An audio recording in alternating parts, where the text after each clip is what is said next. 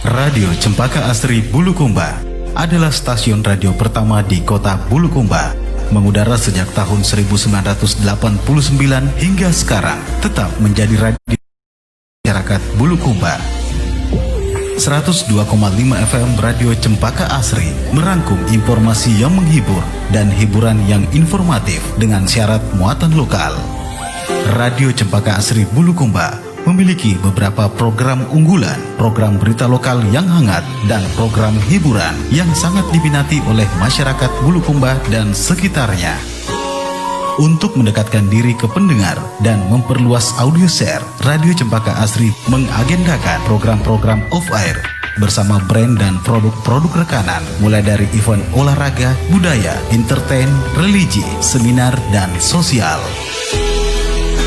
Tetaplah bersama kami di 102,5 FM Radio Cempaka Asri Bulukumba sebagai media beriklan yang efektif dan efisien di kota Bulukumba.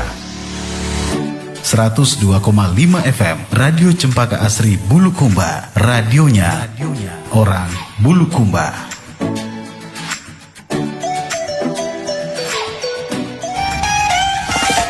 102,5 FM Radio Cempaka Asri, radionya orang Bulukumba.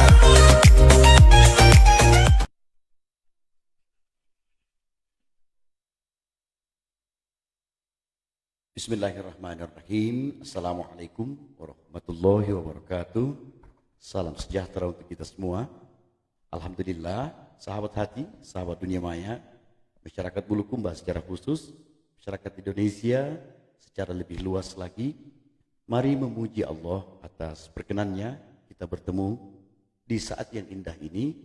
Anda akan menyaksikan dan mendengarkan lagi bincang-bincang inspiratif Radio Cempaka Asri 102,5 FM Bulukumba.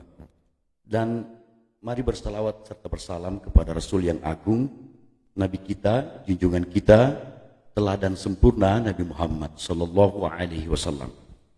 Sahabat hati, sahabat dunia maya, seluruh kalangan dari Sabang sampai Merauke, saya Andi Satria menjumpai Anda lagi, dan di kesempatan yang insya Allah akan sangat menginspirasi Anda ini, hadir untuk Anda Kepala Dinas Pertanian Kabupaten Bulukumba, Bapak Emil Yusri MP.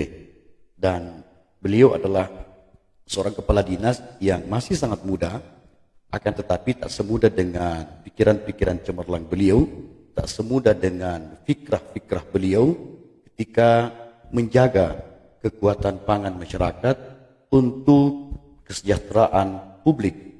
Bahwa masyarakat kita harus tangguh, itu adalah keharusan, akan tetapi dibutuhkan kepemimpinan yang akan mewujudkan ketangguhan itu. Dan bangsa yang tangguh, bangsa yang besar adalah bangsa yang memiliki sistem kepertanianan yang sempurna. Baik, sahabat hati, sahabat dunia maya, saya langsung menyapa Kepala Dinas Pertanian Kabupaten Bulukumba, Pak Emil Yusri MP. Assalamualaikum warahmatullahi wabarakatuh. Waalaikumsalam warahmatullahi wabarakatuh. Kabar Bapak saat ini? Alhamdulillah, sehat walafiat. Dan publik ingin mengetahui Bapak lahir besar di mana dan bersekolah sejak kecil sampai dewasa, dan jenjang karir Bapak hingga saat ini. Bapak langsung sampaikan ke publik, semoga di antara kita terpupuk cinta. Kepala Dinas Pertanian Kabupaten Bulukumba dan masyarakat Kabupaten Bulukumba secara khusus akan saling mengakrabi. Silakan Pak. Ya, terima kasih. Assalamualaikum warahmatullahi wabarakatuh. Para di mana saja. Jadi pertama saya mau sampaikan terima kasih sudah mau berbincang, berdiskusi melalui Radio Cempaka Asri. Yang pertama saya mau sampaikan bahwa saya orang Indonesia asli.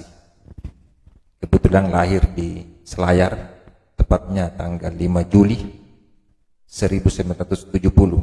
Jadi saya numpang lahir di Selayar, kemudian dibawa orang tua ke Makassar, TK di Makassar, kemudian orang tua pindah tugas ke Bantaing tahun 70-an, tahun 78, saya SD kelas 1 di Bantaing, SD 8 di Lama Laka kalau tidak salah. Kemudian dimutasi ke Batu Karopa orang tua itu tahun 78, 79. Sekolah tamat di SD 90 Tanah Harapan. Yang dulu Ganjenge sekarang Tanah Harapan. Di tahun 83 saya melanjutkan sekolah di SMP 1 Negeri Bulukumba. Kemudian 3 tahun kemudian saya lanjut ke SMA Negeri 198 Bulukumba yang sekarang SMA 1. Kemudian pada tahun 89 saya melanjutkan kuliah di UMI, Universitas Muslim Makassar, Fakultas Pertanian, jurusan agronomi, dan alhamdulillah selesai di memasuki tahun keempat. Selesai di UMI, ya, sempat juga kuliah di fakultas yang sama, jurusan agroteknologi pertanian di pasca sarjana UMI. Di tahun 94 setelah saya selesai, 95, saya sempat mengabdikan diri sebagai tenaga honorer di pertanian. Kemudian 5 tahun kemudian saya dikasih rezeki untuk lulus menjadi pegawai negeri sipil, tetap di pertanian. Kemudian 5 tahun saya jadi staf. Alhamdulillah 5 tahun kemudian saya dilantik diberi amanah jadi kepala seksi teknologi produksi. Jadi 5 tahun saya staf, kemudian 5 tahun saya jadi kepala seksi teknologi produksi yang masih pertanian pada saat itu. Kemudian 5 tahun saya di kepala seksi, diberi amanah lagi menjadi kepala bidang tanaman pangan pada saat itu, menjadi kabid. Kemudian di tahun kelima saya dimutasi keluar dari pertanian. Jadi kalau saya besar di pertanian dulu, kemudian dimutasi, dikasih tugas baru itu di Dinas Hutbun, jadi perkebunan dan kehutanan, di bidang pengolahan hasil perkebunan. Dari situ kami dimutasi lagi, dipromosi menjadi sekretaris di Hutbun. Jadi saya masuk tahun ketiga di Hutbun. Kemudian 2 tahun dimutasi, ikut lelang jabatan pada tahun 3 tahun lalu, dan saya sempat ikut asesmen dan dipercaya, diberi amanah itu menjadi kepala dinas ketahanan pangan. Jadi sebelumnya saya sekretaris di Hutbun pangan, kemudian dimutasi menjadi diberi amanah. Kemudian di tahun kelima baru kembali lagi ke pertanian. Jadi di bulan tanggal 2 Januari kalau tidak salah saya dimutasi dan dipindahkan kembali, diberi amanah pekerjaan baru itu di Dinas Tanaman Pangan, Horti dan Perkebunan, jadi singkatnya di pertanian. Mungkin itu biodata saya banyak berkecimpung di tanaman pangan selama ini. Jadi saya boleh dikata 15 tahun di tanaman pangan. Nanti setelah tahun ke-16 baru saya dipindahkan ke Dinas Hutbun. Mungkin itu dari saya. Baik Pak, dan berbicara pengalaman kepertanianan, tentu beliau Kepala Dinas Pertanian Kabupaten Bulukumba, wahai sahabat hati dan sahabat dunia maya, telah menempuhnya sesempurna jalur yang reguler, sehingga tidak ada lagi keraguan bahwa Dinas Pertanian Kabupaten Bulukumba saat ini dikepalai oleh seseorang yang memang dikaruniai oleh Sang Pencipta kepahaman yang sempurna tentang kepertanianan. Dan bukankah Dinas Pertanian ibarat mesin bagi sebentuk kendaraan, karena secantik atau secemerlang apapun kendaraan, jika mesinnya bermasalah, maka kendaraan itu menjadi tak ada artinya. Dinas Pertanian adalah mesinnya Kabupaten Bulukumba. Program-program apa saja yang menjadi program unggulan Dinas Pertanian Kabupaten Bulukumba demi kesejahteraan masyarakat? Ya, yang pertama saya mau sampaikan bahwa sejak dilantiknya Menteri baru kita ini Pak Dr. Haji Syahrul Yassin Limpo sebagai Menteri Pertanian, beliau menggagas bagaimana pertanian itu menjadi tangguh modern, sebenarnya kata kuncinya di modern. Sehingga kami di kabupaten kota sampai di pelosok harus menyambut niat baik beliau, menjadikan angan-angan beliau bahwa pertanian itu harus lebih modern dari sebelumnya.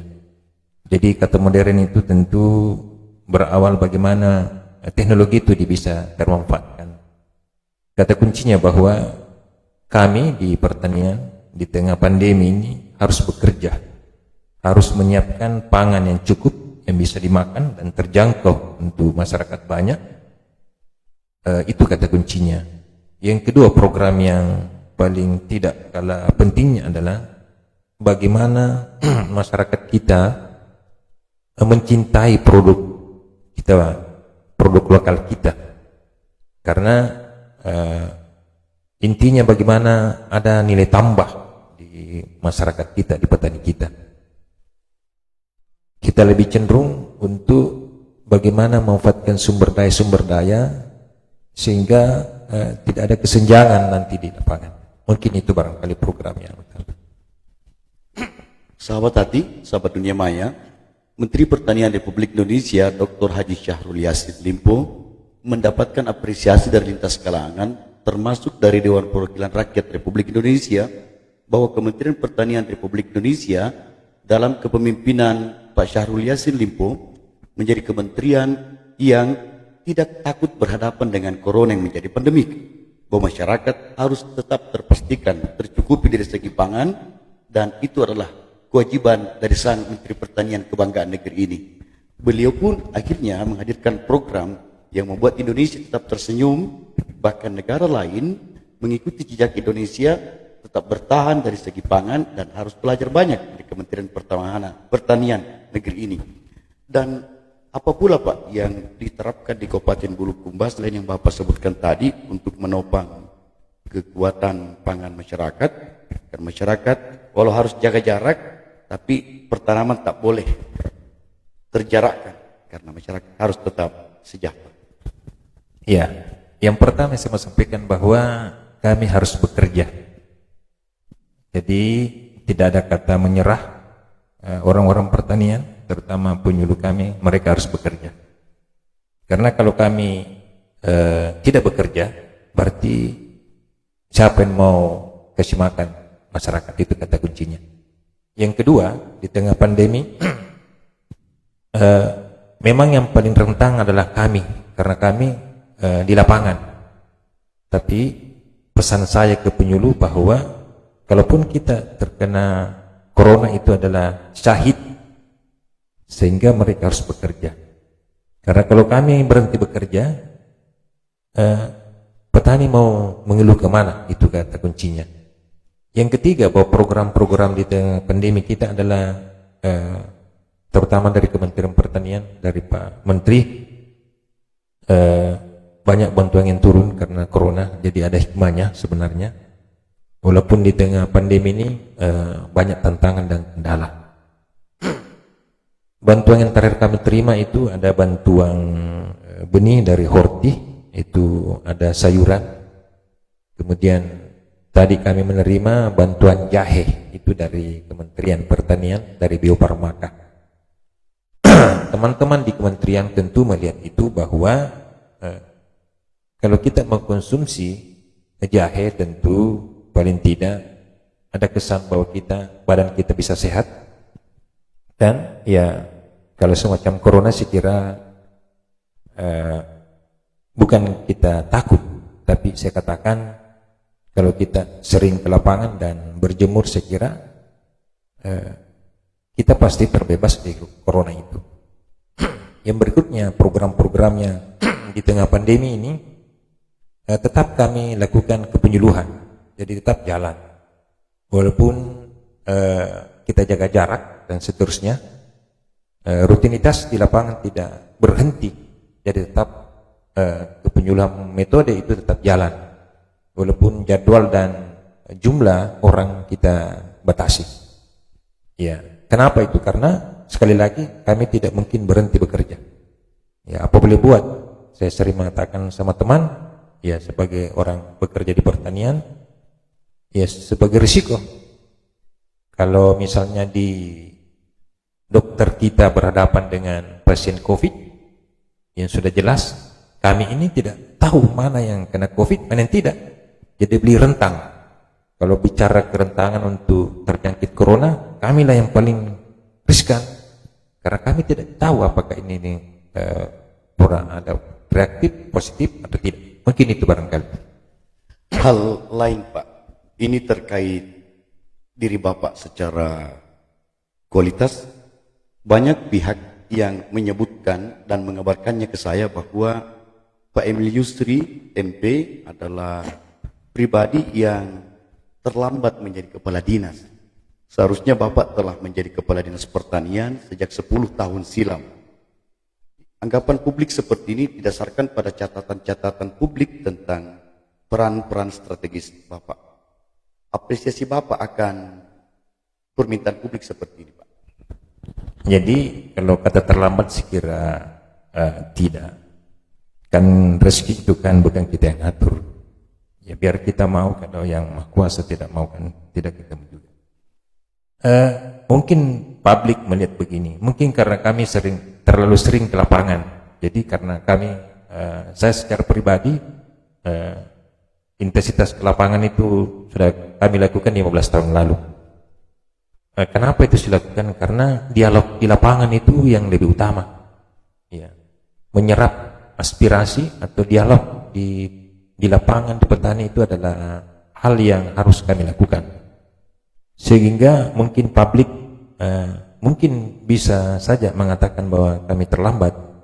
Sekira itu bisa ya, bisa juga tidak. Tapi saya katakan tidak ada kejadian yang kebetulan gitu.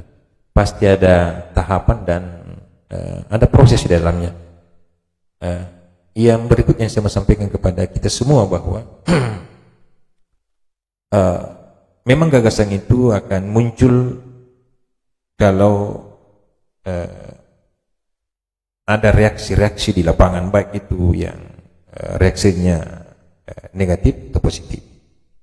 Kami selaku pribadi sering mengatakan, iya, kasih kami masukan, kritik kami kalau kami kurang, sampaikan kepada kami apa yang harus kami benahi, karena kalau tidak ada informasi kami agak sulit memperbaiki diri begitu. Membangun pertanian itu bukan satu siklus, tapi banyak siklus, banyak orang-orang, banyak hal yang terlibat di dalamnya. Mungkin itu barangkali.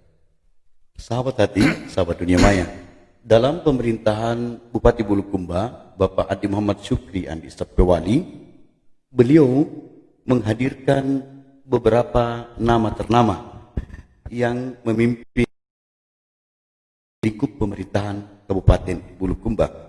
Artinya, beliau ingin Bulukumba menghadirkan ragam prestasi di lintas kedinasan. Dan salah satu yang utama adalah di Dinas Pertanian. Beliau pun mempercayakan Dinas Pertanian pada seorang yang diyakini sangat bijak, disayangi publik, dengan dasar bahwa beliau punya pengalaman yang sangat matang tentang kepertanianan. Beliau adalah Pak Emil Yusri MP. Anda pasti berandai-andai jika suatu waktu nanti setelah Dr. Haji Syahrul Yassin Limpo purna dalam menjalankan tugas sebagai Menteri Pertanian Republik Indonesia, bagaimana jika Menteri Pertanian selanjutnya adalah Pak Emil Yusri MP? Angan-angan itu indah di benak kita, dan karena doa Anda semua, hal itu sangat mudah menjadi kenyataan jika Allah yang mengizinkan. Beliau tadi berkata, tidak ada kata terlambat. Allah yang maha mengatur semuanya. Di bincang inspiratif ini, Anda bisa berinteraksi dengan beliau dan mendahului Anda ketersediaan alsintan Pak untuk publik di 10 kecamatan. Iya, jadi kalau kita berbicara ketersediaan, tentu banyak faktor, banyak hal yang mempengaruhi. Yang pertama tentu berapa luas lahan, itu yang pertama. Kalau kita bicara lahan sawah, ya di antara 22.000 lebih, alsin kita terutama yang traktor roda 2 masih sangat kurang.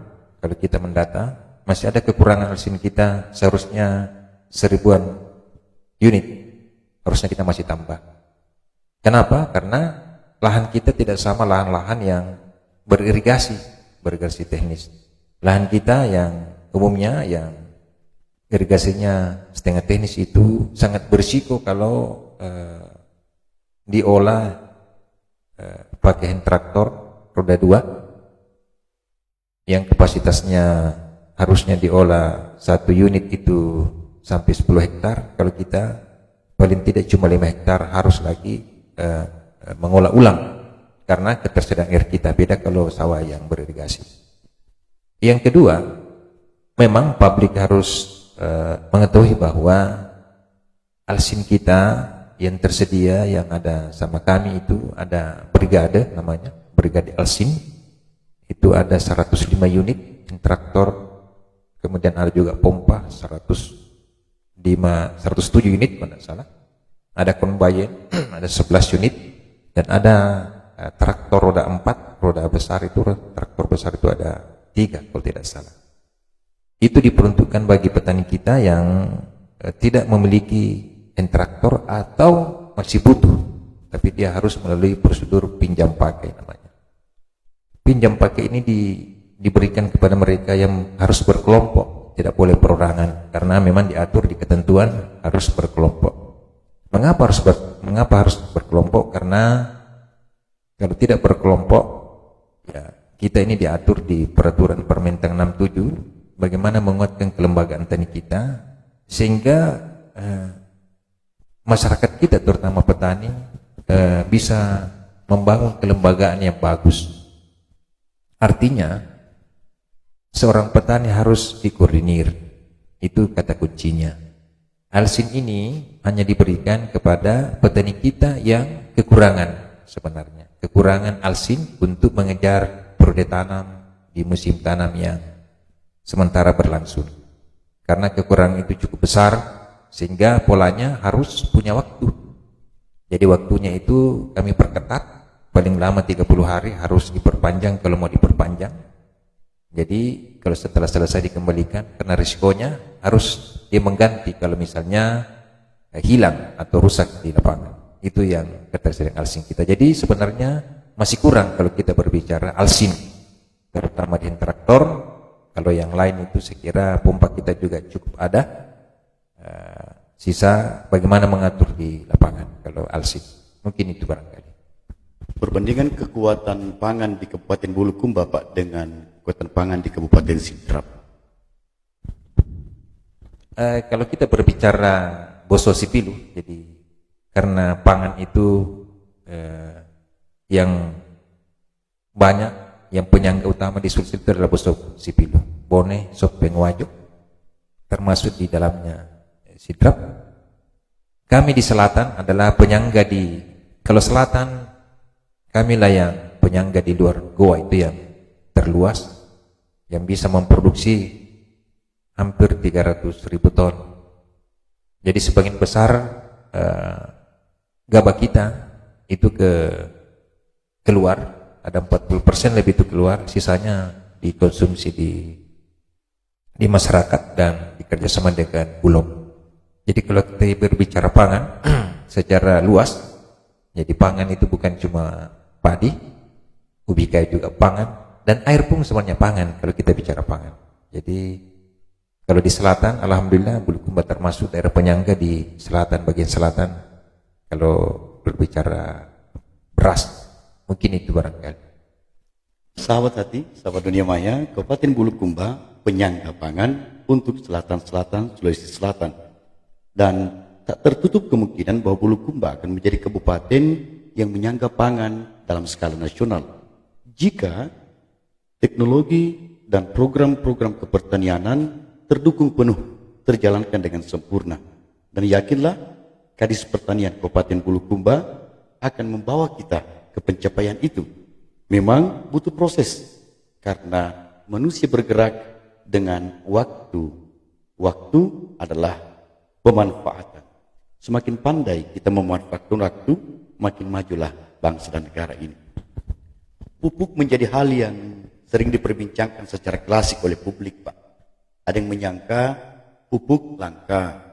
Ini seperti kasus perbincangan tentang Omnibus Law, bahwa merugikan buruh padahal kenyataannya menguntungkan buruh.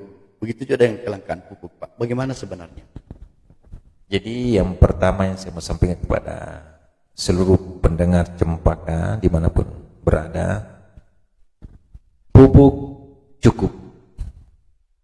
Cuma pupuk itu terbagi dua. Ada yang subsidi, ada non subsidi. Yang masyarakat ributkan, terutama pemerhati petani, itu adalah pupuk subsidi. Pupuk subsidi itu terbatas jumlahnya dan ada proses di dalamnya. Pemerintah tidak bisa menanggung semua kebutuhan pupuk harus disubsidikan karena beban negara begitu besar. Produksi pupuk tiap tahun itu cukup kalau kita berhitung pupuk. Cuma yang diributkan selama ini adalah pupuk dan subsidi. Pupuk subsidi itu ada aturan di dalamnya. Jadi yang pertama yang saya mau sampaikan kepada masyarakat secara luas bahwa kuota pupuk subsidi kita tiap tahun ada pengurangan. Kenapa ada pengurangan? Karena di sisi lain ada subsidi yang dipenuhi pemerintah. Yang kedua, proses atau prosedur pupuk subsidi itu harus melalui ERDKK, elektronik. Dan itu syaratnya harus berkelompok. Jadi kata kuncinya dari awal saya katakan, bagaimana membangun kelembagaan ini yang bagus. Nah, semua data diinput melalui admin kami, penyuluh kami, yang sebenarnya bukan tugasnya penyuluh kami. Harusnya kelompok yang menginput. Tapi kalau kelompok yang menginput, kapan selesainya? Untuk tahun depan itu sebulan lagi sejak hari ini tanggal 20 November sudah ditutup kuota pupuk kita di tahun 2021. Ya, memang kesannya bahwa publik tidak mau tahu. Saya mau pupuk harus ada. Cuma yang dikasih nih pupuk subsidi kan ada aturannya, ada regulasi di dalamnya. Yang pertama yang saya sampaikan harus berkelompok, kata kuncinya. Harus berdasarkan NIK. Jadi kalau ada mengatakan saya tidak dapat pupuk, saya tanya, ada tidak kelompoknya? Kalau ada kelompoknya, ada tidak NIK-nya? Ada di dalamnya. Setelah itu, ya ada uangnya, karena ini harus dibayar. Mengenai pupuk subsidi yang para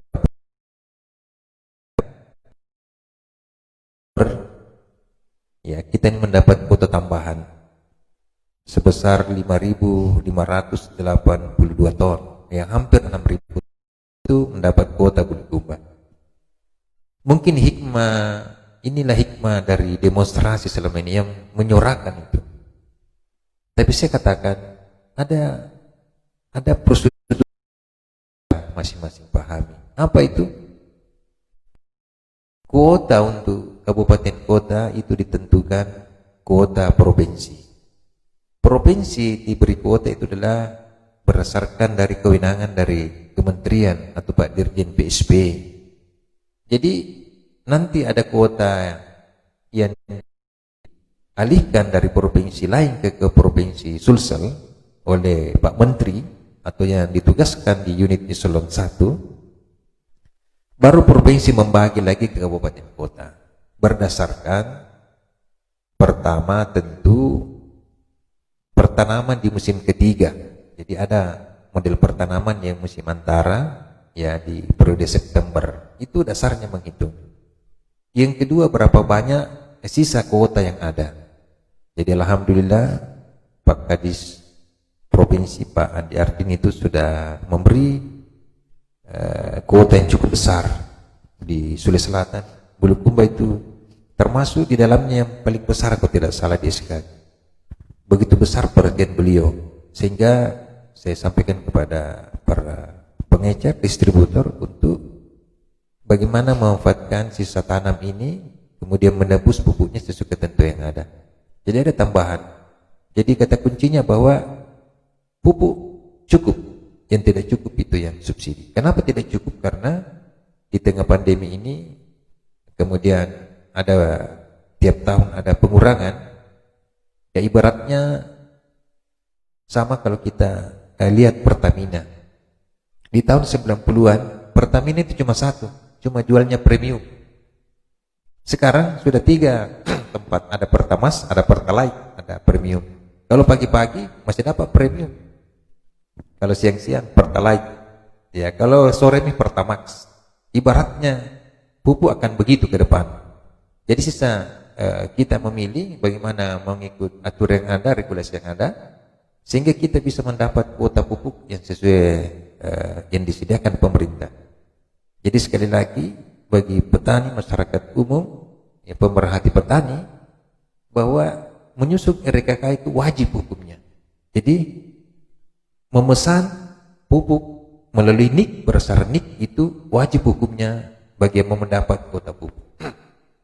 Sering publik mengatakan, untuk apa kami menyusun RDKK kalau tidak ada pupuk? Ya, RDKK itu bukan cuma pupuk subsidi, tapi kita mau menghitung berapa kebutuhan pupuk di Bulukumba. Nanti teman-teman di kementerian akan membagi.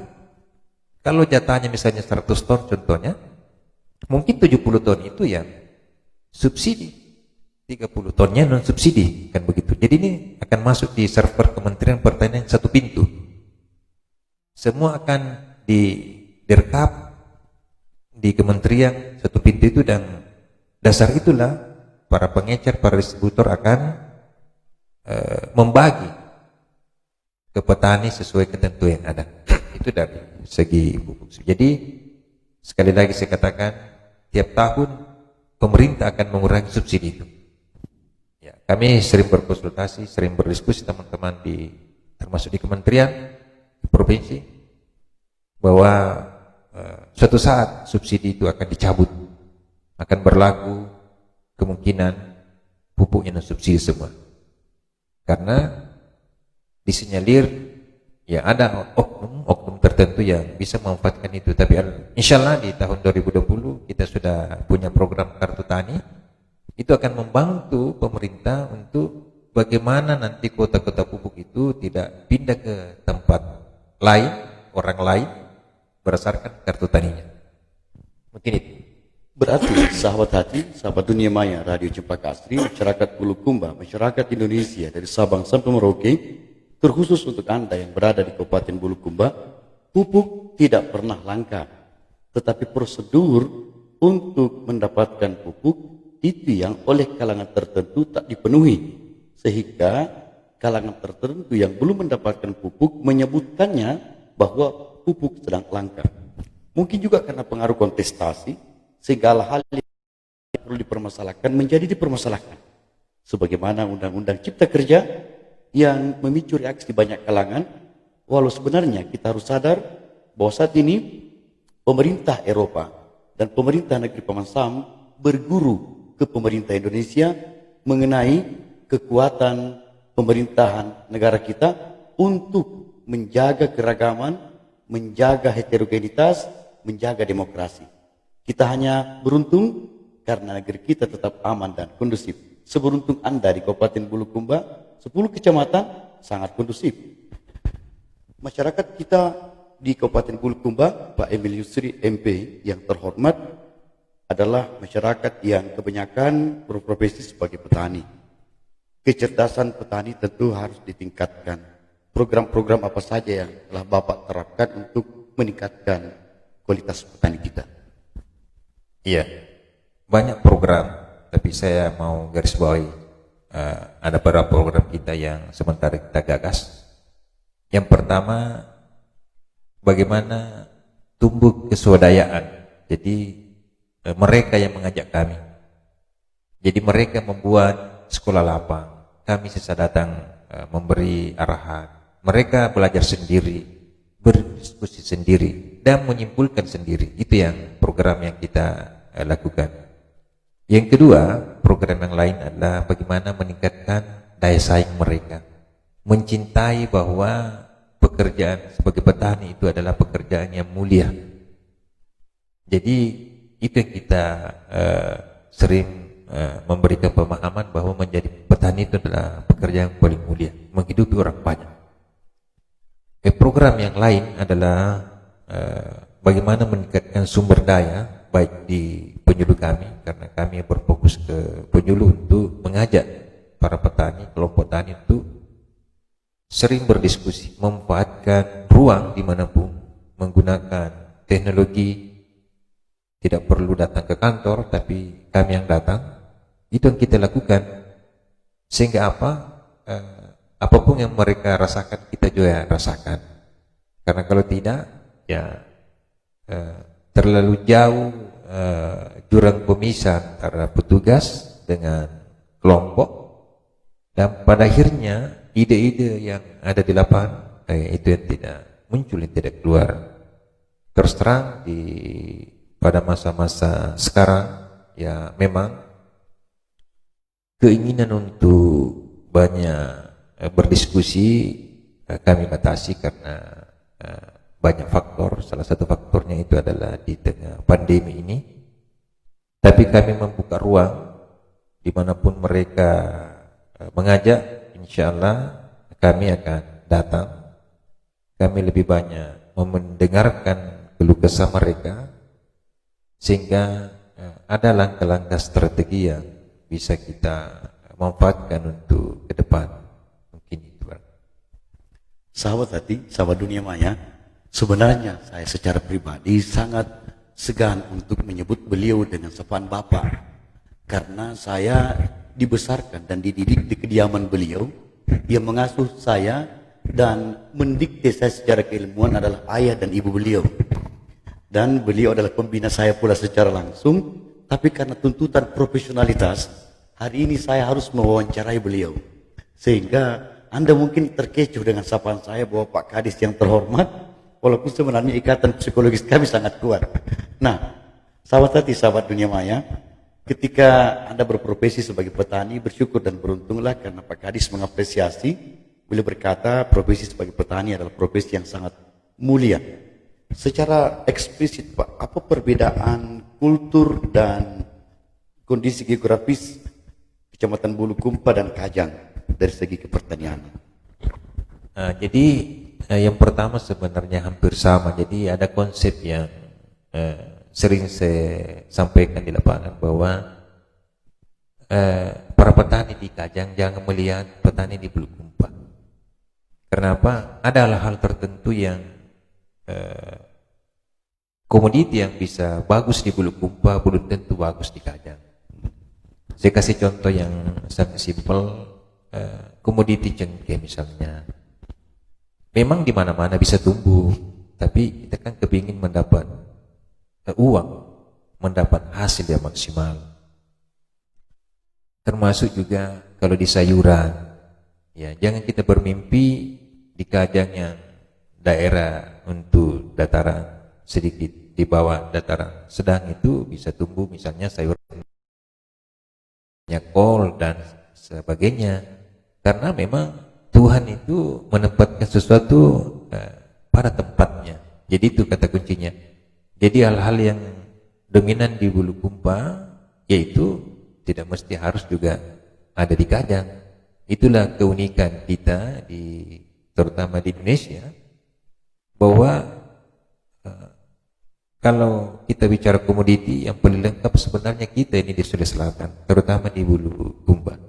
Di Bulukumba mulai dari laut sampai gunung ada, beda di tempat lain. Jadi komoditi-komoditi tertentu yang banyak di Kajang kayak kelapa itu kan kurang bagus produksinya di Bulukumba, walaupun ada. Ya makanya petani-petani di Kajang itu umumnya bisa menyadap, membuat gula merah kelapa, menjualnya beda di Bulukumba. Begitu juga kalau kita bicara komoditi perkebunan lain, ya yang banyak kopinya itu ya di Bulukumba, walaupun ada di Kajang, tapi tidak sebanyak di Bulukumba. Apalagi kalau komoditi yang termasuk kapas yang ada cuma di Kajang, di Herlang sebagian dan Bentutiro. Ya mungkin ditanam di Bulukumba bisa hidup tapi tidak bisa berproduksi. Jadi ada masing-masing ada punya kelebihan kekurangan. Kalau dari pangan sendiri, terutama di tanaman pangan, kalau komoditi utama kita terutama di padi, itu lebih dominan di Bulukumba dibanding di Kajang secara luas dan secara tingkat produktivitasnya lebih bagus. Cuma kelebihannya kalau jagung kita cerita di Kajang pasti lebih unggul jagung di Kajang. Jadi ada keunikan, ada kekhasan. Jadi ada khasnya bahwa komoditi tertentu itu akan hidup di dataran tinggi dan komoditi tertentu akan hidup di dataran rendah atau sedang. Itu kuncinya. Jadi tidak akan walaupun dia bisa hidup itu tidak akan berproduksi maksimal. Itu yang kalau di 2 kecamatan. Begitu juga di kecamatan lain. Jadi tidak ada pembeda, siapapun itu sebagai kami sebagai orang teknis akan mengembangkan sesuai kondisi geografis, sesuai yang mana mereka bisa berproduksi secara maksimal akan kita tempatkan di situ. Jadi tidak ada pembeda, tidak ada sekat antara kecamatan yang subur dengan tidak subur. Pasti sama-sama ada komoditi yang bisa unggul di tempatnya sendiri. Mungkin itu. Sahabat hati, sahabat dunia maya, salah satu hikmah dari apa yang beliau baru saja jelaskan adalah tiap area atau wilayah dikaruniai kelebihan dan juga punya kekurangan. Maka kita tak boleh merasa rendah diri jika berada di satu desa atau kelurahan atau kecamatan dengan keberadaan komoditi yang lebih rendah dibandingkan kecamatan lain, padahal kecamatan atau desa kita punya kelebihan lain di mana tak dimiliki oleh tempat yang lain. Sahabat hati, sahabat dunia maya, nama Kadis Pertanian Kabupaten Bulukumba adalah Emil Yusri. Emil berarti pemangku kebijakan atau pemegang tampuk pimpinan, dan Yusri berarti kemudahan. Beliau dikaruniai amanah berupa kepemimpinan dan beliau memudahkan publik untuk mengakses kepemimpinan dan teori-teori kepemimpinan dan program-program kepemimpinan beliau. Anda yang selama ini merasa langka dari segi pupuk, maka sebenarnya tak langka. Beliau telah menjelaskannya. Anda merasa berkekurangan dari segi teknik pertanianan, tak boleh lagi merasakan kekurangan itu, berkunjung langsung, bertanya langsung kepada beliau. Dan di akhir bincang inspiratif ini, Pak, kekasih hati Bapak adalah Kepala Inspektorat Kabupaten Bulukumba. Interaksi cinta Pak Kadis Pertanian dengan Kepala Inspektorat seperti apa di rumah, Pak? Gambarannya secara umum, Pak. Silahkan. Iya, kalau dinas ya dinas, kan begitu kata kuncinya. Saya akan menempatkan pada tempatnya, kalau dinas keluarga. Jadi kata kuncinya manapun siapapun itu, ya kalau melakukan pelanggaran saya tindak saja begitu. Jadi kenapa kalau kita tidak melakukan itu, kita tidak bisa maju sebenarnya. Karena kenapa? Ada ketakutan. Kita kalau kita bicara inspektorat, padahal sebenarnya kita tidak perlu takut. Semakin banyak pengawasan kan semakin bagus sebenarnya pembangunan ini. Cuma ya ada orang-orang tertentu merasa ngeri begitu kalau mendengar inspektorat. Tapi insya Allah kalau kami di rumah berdiskusi, tapi bukan diskusi pekerjaan. Ya saya sampaikan, ya kita diskusinya bukan di inti pekerjaannya, tapi diskusi di keluarga saja. Diskusi cinta. Ya, termasuk di dalam. Ya kan begitu. Ya, namanya keluarga pasti kita saling bertukar pikiran. Ya tentu saling membagi dan paling tidak menyemangati, karena ini kan menjadi suatu hal yang lumrah di tengah keluarga, harus kita banyak berbicara dari hati ke hati. Tapi itu kan di rumah. Kalau di kantor ya memang kita harus fair. Kalau ini dinas ya dinas begitu. Pernahkah di suatu hari, Pak, ketika Pak Emil Yusri sebagai Kepala Dinas Pertanian Kabupaten Bulukumba dan istri Bapak sebagai Kepala Inspektorat saat berniat untuk berangkat ke kantor di pagi hari, Bapak salah masuk mobil dinas Kepala Inspektorat yang Bapak kendarai ke sini, begitu pula sebaliknya. Pernah, Pak? Ya kalau itu pernah, karena yang pertama saya sampaikan, ya kan ada sesuatu hal yang mungkin di luar rencana kita yang harus sama-sama menggunakan. Memang kalau kita berbicara sebenarnya aturan itu tidak boleh, karena plat-plat tertentu itu adalah mobil jabatan. Ya, tapi karena namanya mobil jabatan, saya kira siapapun itu, apalagi kalau ada hal-hal yang sangat riskan, saya kira tidak perlu kita persoalkan. Yang kita persoalkan kalau kita pakai, kemudian kita pakai fasilitas dan kita pakai uang negara untuk di luar ketentuan itu kan tidak boleh sebenarnya. Sekira kalau untuk kepentingan orang banyak, plat itu kan cuma simbol bahwa kebetulan kita yang pakai. Yang saya mau tahu Pak, misalnya pada saat itu Bapak tiba-tiba duduk di kursi di mobil dinas milik Ibu Kepala Inspektorat secara kedinasan, tiba-tiba sopir Ibu bereaksi, Bapak mohon maaf, Bapak seharusnya naik di mobil yang satu, bukan di mobil ini. Seperti itu Pak, pernah terjadi seperti itu? Kalau itu tidak pernah, saya kira tidak pernah, karena kalau kami mau ikut kami minta izin. Begitu juga sebaliknya beliau kalau kebetulan jadi minta izin, sama-sama minta izin menggunakan itu. Saya kira itu hal yang wajar saja, siapapun itu. Mungkin karena kebetulan saya yang berdua ini yang dia manahkan itu, sehingga mungkin menjadi banyak perbincangan begitu. Tapi insya Allah saya akan menempatkan diri. Saya katakan kalau sudah jam dulu yang berlakunya itu dinas, ya begitu barangkali. Iya, dan sahabat hati, sahabat dunia maya, saya pernah menemukan bukti tentang itu. Saya berkunjung ke halaman kantor Bupati Bulukumba. Ketika itu Pak Kadis Pertanian Bulukumba dan Kepala Inspektorat Bulukumba berjalan beriringan keluar setelah mengikuti rapat, dan pada saat berada di tangga atau di pelataran, beliau berdua pun berpisah naik ke kendaraan dinas masing-masing. Dalam pandangan saya, beliau berdua ketika di jam dinas bukan sebagai pasangan suami istri, masing-masing saling menghormati sebagai kepala. Tetapi ketika jam dinas berakhir, maka keduanya adalah pasangan kekasih yang saling mencintai, saling mengasihi, saling merindukan. Sebagai kesimpulan Pak, dibincang inspiratif ini untuk masyarakat Bulukumba secara khusus dan masyarakat Indonesia secara umum. Silakan Pak. Iya, saya mau menyampaikan ada beberapa hal dalam rangka bincang-bincang ini. Inspiratif yang pertama, bagaimana mencintai kita punya produk dulu. Jadi cintai kita punya produk, kita punya pekerjaan. Kalau dua kata kunci itu, insya Allah kita cita-cita Pak Menteri itu akan bisa tergapai di masa pemerintahan beliau sebagai menteri. Tidak sulit. Kenapa itu? Karena kalau petani mencintai pekerjaannya, menjadi petani, saya kira akan menjadi petani sukses begitu. Begitu juga mengapa kita harus mencintai kita punya produk. Kita tidak perlu bangga membeli produk yang dari luar negeri. Cukup kalau kita mengkonsumsi beras kita sendiri. Kalau kita makan buah, belilah kita punya buah yang diproduksi petani kita. Sehingga apa? Petani kita bisa tertolong. Ya, memang kita tidak bisa juga menghindari membeli buah impor, tapi paling tidak mengapa kita harus membeli buah impor kalau ada produk lokal kita. Itu harapan-harapan kami. Ya, harapan yang berikutnya yang saya mau sampaikan, bagaimana ada nilai tambah di dalamnya. Jadi seorang petani paling tidak bisa mengubah pola pikir di dalamnya.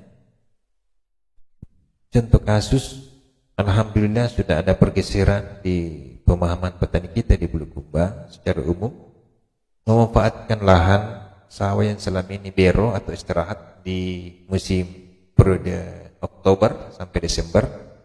Sudah banyak berkembang pertanaman, baik sayuran, horti maupun tanaman-tanaman lain, sehingga bisa termanfaatkan. Mudah-mudahan nanti harapan ini ke depan bisa disambut baik siapapun itu sebagai pemerhati pertanian, mencintai pekerjaannya, kemudian mencintai produknya sendiri, bangga menjadi petani, dan bangga juga menjadi seorang penyuluh bagi teman-teman di pertanian, dan tidak ada kata berhenti bekerja. Karena kalau kami berhenti, yakin dan percaya bahwa orang yang memakan masih banyak. Ya, mungkin itu yang kami mau sampaikan. Ya, dan baik, sahabat hati, sahabat dunia maya, Anda yang hadirkan pertanyaan untuk Pak Kadis kita, insya Allah akan dijawab beliau di kesempatan berbeda. Tapi mewakili Anda, ada satu pertanyaan yang semoga mewakili Anda semua. Dari Pak Dedi Rukmana yang mengalami masalah berupa padinya seakan terserang hama. Apakah kualitas benihnya yang rendah atau struktur tanah atau kualitas tanah yang memang di bawah standar? Silakan Pak. Jadi sebenarnya kalau kita berbicara hama penyakit, banyak faktor dalamnya. Salah satu faktor itu adalah bukan dari benih sebenarnya. Yang banyak mempengaruhi itu adalah keadaan cuaca kita. Ya, memang salah satu persoalan mendasar hama penyakit itu adalah bagaimana dari awal budidaya kita yang kurang bagus. Hama yang menyerang itu sebenarnya di tanaman, jadi ada faktor-faktor pendukung di dalamnya. Saya kasih contoh simpel, kalau di padi, sekarang ini umumnya petani kita karena mengejar waktu tanam dan rentang waktu yang begitu singkat, itu mereka langsung hambur, jadi akikah, hambur kiri kanan namanya. Padahal harusnya dia tanam pindah. Iya. Kalau dia teratur tanamnya, paling tidak petani kita masuk di persawahan bisa melakukan pemupukan dengan bagus. Karena kalau kondisi tanaman kita kuat, sama kita, tidak ada bedanya manusia dengan tanaman sebenarnya.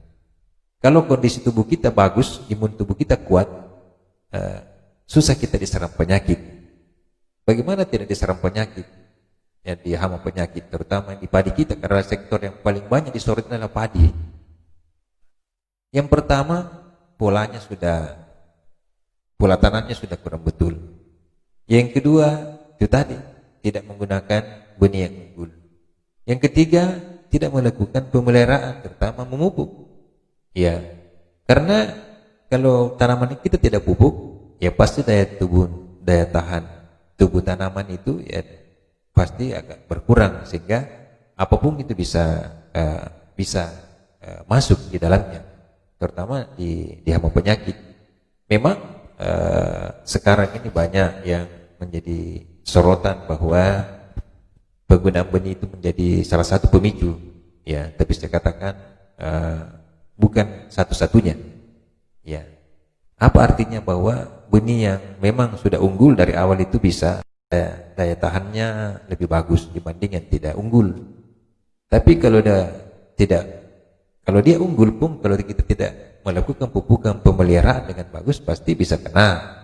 Jadi kalau dua-duanya sudah unggul kemudian pemeliharaannya bagus, saya kira tidak terlalu berisiko begitu. Mungkin itu barangkali. Jadi kalau dari segi tanah, saya kira panjang ini. Mungkin kalau kita mau berdiskusi itu ya cukup panjang, tapi menarik sebenarnya. Memang di lahan-lahan kita ini sebenarnya sudah sakit. Sakitnya begini. Kalau kita berbicara pupuk itu kan ada dua. Ya. Tanah dengan tanaman. Apa pupuknya tanah? Pupuknya tanah itu adalah pupuk kandang. Pupuk organik itu tanah sebenarnya. Kalau kita mau pupuk untuk tanaman, itu pupuk yang disemprot, pupuk dan seterusnya. Karena dia kenapa harus ke tanah dulu? Karena lahan kita ini sudah puluhan tahun. Jadi kan orang sudah tahu modernisasi pertanian kan orang sudah lakukan itu. Pupuk kimia kita sudah lakukan berpuluh tahun. Mungkin tersedia di dalamnya, tapi dia terikat sama unsur lain. Sehingga kalaupun kita pupuk terus itu tidak ada gunanya, dia terikat. Jadi kata kuncinya mungkin di tanah dulu kita perbaiki. Memang di kondisi ya terus terang, kalau kita mau bicara pemetaan untuk peta khusus yang lahan untuk tanah kita, memang ada ya hal-hal yang harusnya kita harus lakukan. Mudah-mudahan ke depan itu kita lakukan, sehingga pola pemupuan kita, pola pemeliharaan tanaman kita itu tidak serumit apa yang petani bayangkan. Cuma memang butuh waktu dan butuh proses yang cukup panjang. Tapi kalau kita berbenah dari sekarang, saya kira tidak menutup kemungkinan itu akan lebih bagus ke depan. Karena ciri lahan kita kalau sudah tidak terairi atau kemarau, kalau dia retak itu sudah kurang unsur haranya sebenarnya. Ciri utama itu kalau ada retak, itu retak-retak di lapangan itu sudah harus kita tinggi tingkat pemupukan organiknya harusnya. Mengembalikan, kita angkut 5 ton per musim tanam, dikembalikan cuma 100 kilo urea. Kapan suburnya lahan kita? Dikuras terus kemudian tidak kembalikan. Jadi memang konsepnya harus mengembalikan. Cuma kalau kita bicara itu ya petani kita bukan tidak mau, kurang siap sebenarnya. Karena butuh biaya dan butuh waktu. butuh kerelaan hati. Makanya saya katakan tadi, harus mereka sadar berbangga menjadi petani, sehingga bertani dengan bagus, bertani dengan arif, sehingga lahan kita bisa. Mungkin itu barangkali dari pertanyaan tadi. Dan untuk Anda Pak Dedi Rukmana, Pak Dedi Rukmana ini Pak bermukim di Desa Basa, Kecamatan Rilal Ale. Semoga penjelasan Pak Emil Yusri MP, Kepala Dinas Pertanian Kabupaten Bulukumba, memuaskan Anda. Bahwa tanah telah memberi banyak, berikanlah pula banyak ke tanah, kembalikan kesuburannya. Jika kita ingin makmur, maka makmurkanlah tanah. Dan itu sekaligus penutup dari Bapak. Terima kasih Pak, sukses senantiasa. Ada pesan Pak Kadis Pertanian Kabupaten Bulukumba untuk kita semua di seluruh persada Nusantara tercinta. Cintai produk dan cintai pekerjaan. Cintai produk dengan cinta, jalankan pekerjaan dengan cinta. Insya Allah apa yang diprogramkan oleh Kementerian Pertanian Republik Indonesia dalam kepemimpinan Dr. Haji Syahrul Yassin Limpo dalam waktu dekat akan menjadi kenyataan. Terima kasih Pak Kadis Pertanian Kabupaten Bulukumba. Sukses, sehat, dan sejahtera senantiasa. Assalamualaikum warahmatullahi wabarakatuh. Waalaikumsalam warahmatullahi wabarakatuh. Sahabat hati, sahabat dunia maya, banyak inspirasi yang telah Anda dapatkan selain senyum Pak Kadis yang Anda saksikan langsung. Seandainya Anda sedang menyaksikan program ini, lakukan penyorotan ke hidung beliau, teramat manjung, dan semancung pikiran-pikiran beliau untuk Kabupaten Bulukumba. Yang kedua, jika Anda mendapatkan inspirasi, jangan lupa kabarkan ke kami. Dalam kesempatan yang lain, beliau akan hadir lagi untuk Anda. Dan satu hal lagi, nantikan bincang inspiratif berikutnya bersama istri beliau, Kepala Inspektorat Kabupaten Bulukumba. Saya Andi Satria, pamit. Assalamualaikum warahmatullahi wabarakatuh, dan merdeka.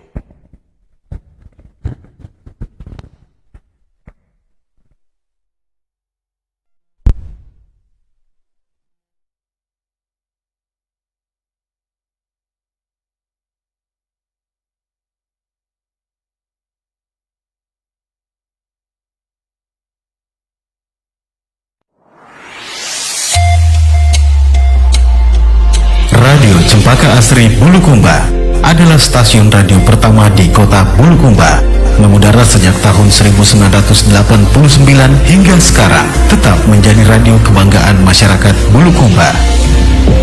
102,5 FM Radio Cempaka Asri merangkum informasi yang menghibur dan hiburan yang informatif dengan syarat muatan lokal. Radio Cempaka Asri Bulukumba memiliki beberapa program unggulan, program berita lokal yang hangat, dan program hiburan yang sangat diminati oleh masyarakat Bulukumba dan sekitarnya. Untuk mendekatkan diri ke pendengar dan memperluas audio share, Radio Cempaka Asri mengagendakan program-program off-air bersama brand dan produk-produk rekanan, mulai dari event olahraga, budaya, entertain, religi, seminar, dan sosial. Tetaplah bersama kami di 102,5 FM Radio Cempaka Asri Bulukumba sebagai media beriklan yang efektif dan efisien di kota Bulukumba. 102,5 FM Radio Cempaka Asri Bulukumba, radionya orang Bulukumba.